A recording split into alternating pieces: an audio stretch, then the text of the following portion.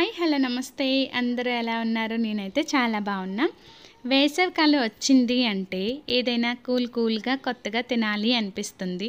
అందులో ఎక్కువగా మనకు గుర్తొచ్చేది ఏంటి అంటే ఐస్ క్రీమ్స్ ఇలాంటివి గుర్తొస్తూ ఉంటాయి కదా. అలా కాకుండా ఈసారి ఇంట్లో ఉన్న వాటితోనే అందులోని 3 ఇంగ్రీడియంట్స్తో ఒక కొత్త డెజర్ట్ అయితే తయారు చేశాను. చాలా ఈజీగా ఉంటుంది, 10 నిమిషాల్లో తయారు చేసేయవచ్చు. అంత సింపుల్గా ఎవరైనా తయారు చేసుకునేలా ఇప్పుడు చెప్తున్నాను.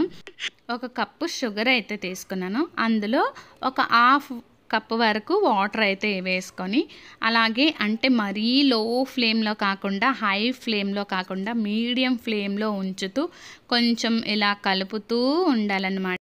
ఈ విధంగా పంచదార పాకం అయితే అదే క్యారమెల్ అయితే తయారవుతుంది కదా, అది గడ్డ కట్టకుండా అంటే గట్టిగా అయిపోకుండా కొంచెం ఒక 2-3 డ్రాప్స్ నిమ్మరసాన్ని అయితే పిండుకొని ఒక బౌల్లో అయితే దీన్ని అయితే షిఫ్ట్ చేశాను. ఇంకా మీరు వీలైతే ఇంకా డార్క్గా కూడా చేసుకోవచ్చు. నేను అంటే నా ప్రాసెస్కి అయితే ఇలాగే సరిపోతుంది. మీరు పైన లేయర్లో వేయాలి అనుకుంటే ఇంకొంచెం దీన్ని డార్క్గా చేసుకోవచ్చు అనమాట. ఈ విధంగా నేను తీసుకొని ఒక బౌల్లో అయితే ఈ పంచదార పాకాన్ని వేసేసుకుంటున్నాను. నెక్స్ట్ అయితే మనం షుగర్ సిరప్ తయారు చేసుకున్న పాత్రలోనే అదే బౌల్తో ఒక 3 బౌల్స్ మిల్క్ని అయితే తీసుకున్నాను. బాగా బాయిల్ చేసుకోవాలి.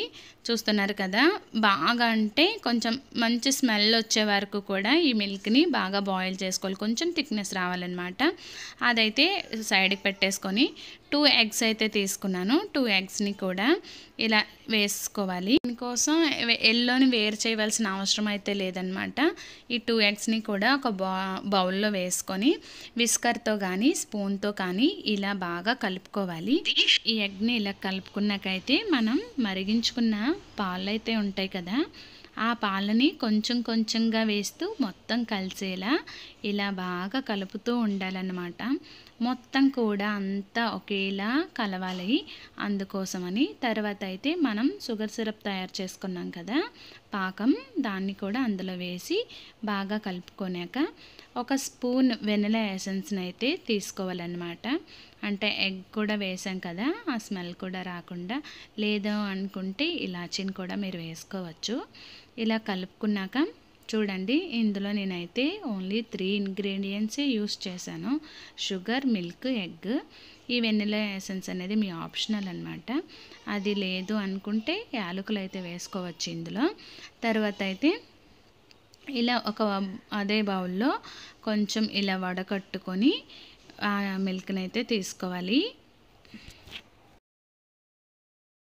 అది అలా తయారైంది కదా, తయారు చేసుకున్నాకైతే వీటిని నేను బౌల్స్లోనైతే యాడ్ చేసుకుంటున్నాను.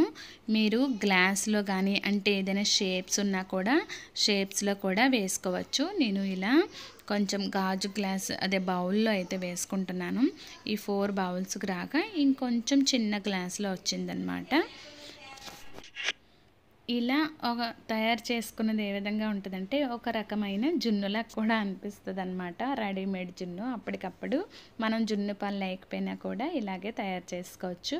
ఇలా ఒక పాత్రలో అయితే వాటర్ అయితే హీట్ చేసుకొని మనం వేసుకున్న బౌల్స్కి అయితే ఇలా కొంచెం కవర్ చేసుకోవాలన్నమాట.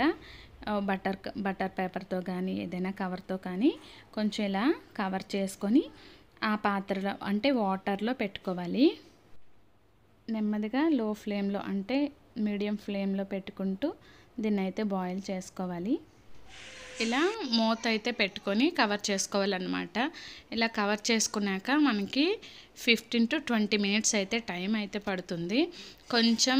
నేను కొంచెం ఇది పెట్టేటప్పుడు కొంచెం టైట్ అవ్వడం వల్ల కొంచెం లీక్ అయిపోయింది అనమాట. అయినా కూడా బాగా వచ్చింది. చూస్తున్నారు కదా, అయిందా లేదా అనేది ఒక టూత్పిక్తో మనం చెక్ చేసుకోవచ్చు. తర్వాత అయితే ఈ కవర్స్ అయితే తీసేసి బాగా చల్లారాక ఫ్రిడ్జ్లో పెట్టుకోవాలి. 2 నుండి 3 గంటల వరకు ఫ్రిడ్జ్లో పెట్టుకున్నట్లయితే ఇంకాస్త గట్టిగా ఉంటుందన్నమాట. తినడానికి కూడా కూల్గా ఉంటుంది, బాగుంటుంది. అయితే ఇప్పుడు 2 అవర్స్ తర్వాత అయితే ఫ్రిడ్జ్ నుండి తీసాక మీకు చూపిస్తున్నాను చూడండి. ఎంత పర్ఫెక్ట్గా వచ్చింది అంటే చాలా పర్ఫెక్ట్గా వచ్చింది. నేను గార్నిష్ చేయడం కోసమని బాదం కాజు చిన్నగా కట్ చేసుకొని దీనిపైన అయితే వేసుకుంటున్నాను. కొంచెం ఇంట్రెస్టింగ్గా ఉంటుంది కదా పిల్లలకు కూడా, అలాగే టేస్ట్ కూడా బాగుంటుంది అనేసి ఇలా అయితే వేసుకొని సర్వ్ చేసేసుకోవడం. చాలా సింపుల్గా తక్కువ టైంలో తయారు చేసుకోవచ్చు అనమాట. మీకు ఈ వీడియో నచ్చితే లైక్ చేసి సబ్స్క్రైబ్ చేయడం అస్సలు మర్చిపోవద్దు. Thank you so much.